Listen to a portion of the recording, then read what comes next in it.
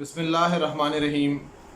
मैं इरशाद हुसैन आयुर्वेदा सन्यासी आज आपकी खिदमत में हाज़िर हूँ एक नए टॉपिक के साथ। आज का हमारा जो टॉपिक है वो है थायराइड ग्लैंड।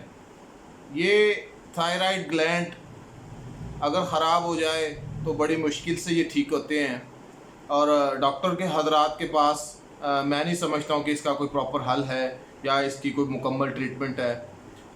सारी ज़िंदगी एक टैबलेट पे लगा देते हैं कि जनाब आपने ये सारी ज़िंदगी ये वाली टैबलेट इस्तेमाल करनी है और इसके अलावा आपका कोई हल नहीं है। और पेशेंट बेचारा डॉक्टर हजरात को अपना खुदा मान के तो वही टैबलेट सारी ज़िंदगी खाता रहता है, लेकिन उसे शिफा नहीं मिलती। तो चलिए आज मैं आपको इस मर्ज़ से जान छुड़ाने के लिए एक ऐसी होम रेमेडी बताने वाला हूँ जो 100% काम भी करेगी और इंशाल्लाह आप इस मर्ज़ से बाहर भी आएंगे। कहीं जाने की ज़रूरत नहीं है, कहीं पंसार पे नहीं जाना, सिर्फ ये चीज़ आपको अपने घर से ही मिल जाएगी। और वो चीज़ है आपका कोरिएंडर यानी धनिया, साबुत धनिया। वो अगर आपके घर में मौजूद है तो उसी से आप इसकी ट्रीटमेंट कर सकते हैं। इसमें एक दो चीज़ें वाज़ेह कर दूं कि इस ट्रीटमेंट में सिर्फ 3 चीज़ें यानी ओनली 3 चीज़ें इस्तेमाल की जाएंगी। नंबर 1 पे है कोरिएंडर, खा वो साबुत है आपके पास, खा आपके पास ताज़ा है, दोनों कंडीशनों में वो दोनों तरफ से काम करेगा। उसके बाद सेकंड नंबर पे आपको जो चीज़ चाहिए वो है देसी गाय का घी, ये नंबर 2 पे है। उसके बाद फिर जो नंबर 3 है उसमें आपको एक छोटी सी वर्जिश वो आपको करनी पड़ेगी।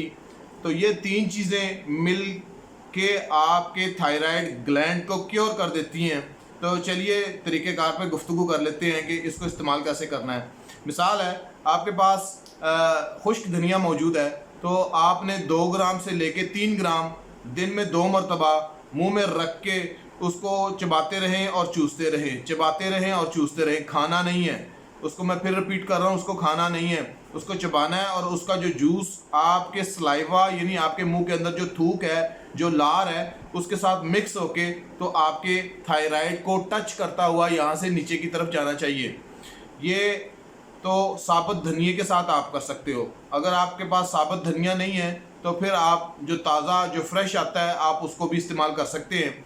उसका तरीक़ा इस्तेमाल क्या है कि ज़रा थोड़ी सी ज़्यादा मिकदार में लेके उसको अच्छे से हमाम दस्ते में या हवन दस्ते में उसको कूट लें।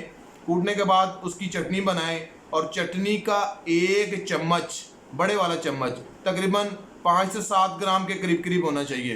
तो इतनी मिकदार लेके तो नीम गर्म पानी करें और उसमें वही चटनी जो है वो आप उसके अंदर डिप कर दें और अच्छे से उसको मिक्स करें। मिक्स करने के बाद वो जो गिलास के अंदर आपने धनिया मिक्स किया उसको घूंट घूंट करके आपने दिन में 2 मरतबा पीना है।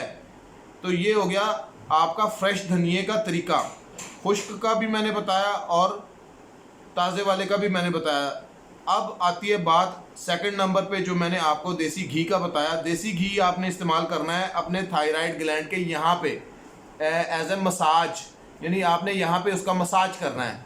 तो मसाज करने से क्या होगा कि आपके यहाँ के जितनी वो जो पेन है और जो आपकी ये जो नाड़ियाँ और नसें हैं या ये जो ग्लैंड है वो नरम पड़ना शुरू हो जाएगा। और कोशिश करें कि धूप में इस हिस्से को लगा के देसी घी, तो इस हिस्से को धूप में कोशिश करें कि रखें। अगर गर्मी है तो ज़रा अवॉइड करें, अगर सर्दी है तो सर्दियों में आप इस हिस्से को देसी घी की मालिश करने के बाद धूप जो है वो बहुत ज़रूरी है इसके लिए, वो लगाएं। ये हो गई 2 चीज़ें। अब आप बारी आती है तीसरी चीज़ की। तीसरी चीज़ क्या है? वो है आपकी वर्जिश। हम इसको हिंदी ज़ुबान में उजाई कहते हैं। तो उजाई आपने किस तरीके से करनी है वो भी तरीका समझा देता हूँ। वो है कि आपने मिसाल है जैसे आप मुझे देख रहे हैं तो एक तो मेरा ये फ्रंट सीधे वाला हिस्सा आपके सामने आ रहा है और एक मेरी गर्दन नीचे की तरफ है। एक तरीका ये, एक ये फ्रंट और एक ये ऊपर बैक की तरफ। इन तीनों कंडीशनों में आपने अपने सांस लेते वक्त भी आवाज़ निकालनी है और सांस छोड़ते वक्त भी आवाज़ निकालनी है। फॉर एग्ज़ाम्पल मैं आपके सामने करके दिखाता हूँ। जैसे मैं आपके सामने हूँ तो मैंने सांस लिया तो मैंने आवाज़ निकाली